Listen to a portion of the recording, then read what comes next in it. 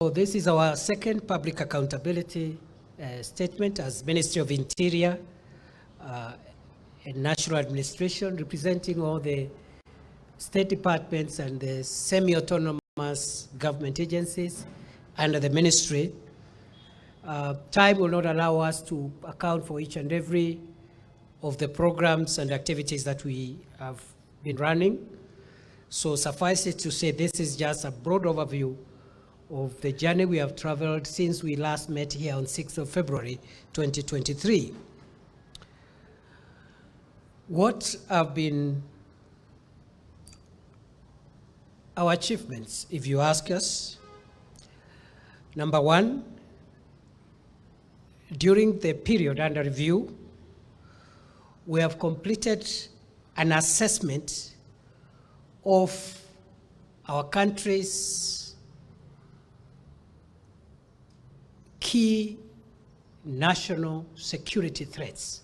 We've been able to scan and map and prioritize the priorities we have if we have to move Kenya to the league of safe countries in the world, because that is our target. We want to make Kenya safe. And for that to happen, there are things that must be done, including reducing the incidence of crime, but also building public trust and confidence in the organs of national security as we go along. So we thought between February and now, we thought it's important for us to look at the risks and threats that we continue to face as a country and give them priority.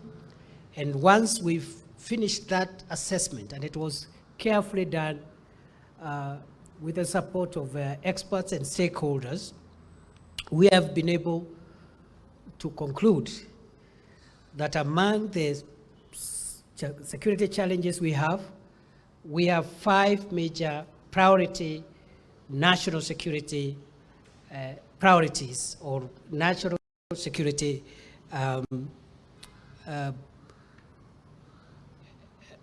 issues that we would like the people of Kenya to know what we have been doing about in the last 3 months.